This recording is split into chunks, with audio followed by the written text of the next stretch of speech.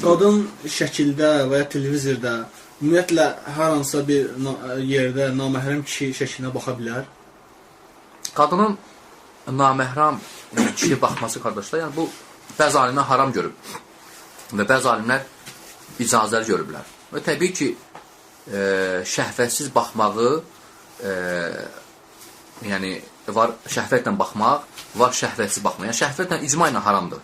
Yəni qadın kişiyə şəhvətlə baxırsa, istər şəkil olsun, istər televizorda və ya istər hər hansı bir yerdə kişiyə şəhvətlə baxırsa, bu haramdır. Yəni burada sualda əgər şəhvətsizdirsə, yəni şəhvətsiz baxmaqdan gedirsə söhbət, yəni məsələn necə qeyd etdim televizorda və ya başqa şəkillərdə və ümumiyyətlə qadının dərslərə qulaq asması, yəni görüntülü dərslərə qulaq asması və s.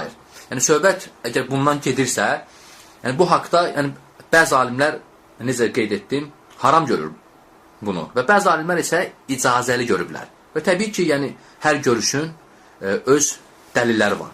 Lakin Allahu a'ləm, yəni dəlillərə baxanda, yəni dəlillərə baxandan sonra yəni haqqa daha yaxın haram olan görüşüdür. Yəni haqqa yaxın olan, yəni haram olan görüşüdür. Xüsusən də yəni mən bunu tərcih eləmişəm. Yəni bu görüşü daha üstün sayıram. Yəni haramdır görüşünü daha yaxın görürəm.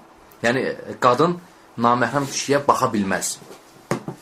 Necə ki Allah Təbaraka və Teala buyurur ki: "Və qul lil mu'minati yaghdudna min absarihin." Mömin qadınlara de ki, harama baxmayıb gözlərini çəksinlər. Və İbn Kəsir rahimehullah bu ayənin təfsirində buyurur ki, yəni həmin bu ayəni Nur surəsində qeyd olunan ayənin təfsirindən buyurur ki: "Ey amma harramallahu alayhinna minan-nazari ila ghayri azwajihin." Allah Taala qadınlara ərlərindən başqasına baxmağı haram etmişdir. Və sonra İbn Kəsir rahimehullah buyurur ki: "Və lihada zahaba kəsirun minel ulema ila ennehu la yecuzu lil-mar'ati-n-nazar ila-r-rical el-acanib bi şəhvətin və la bi ghayri şəhvətin aslan."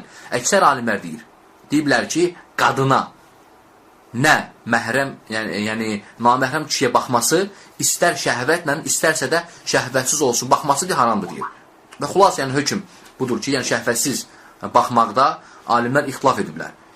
Allahu a'ləm, yəni mənə daha yaxın olan görüş haram olma görüşüdür, qardaşlar. Yəni xüsusən də yəni bunu fitnənin səbəblərindən gördüyüm üçün, yəni bu görüşü daha yəni üstün saymışam. Yəni bu fitnəyə qapıdır deyə, yəni bunun tərk olunması daha yaxşıdır. Yəni Allahu a'ləm, yəni istisna deyil. Allahumma illə əgər buna güclü zərurət olarsa və ya güclü ehtiyac olarsa, yəni istisna ola bilər. Amma belə tərk olunması daha əfsəldir. Yəni qadın kişiyə baxmasın. Allahu a'ləm bis-savab. İxlasla.com saytı tərəfindən təqdim olundu.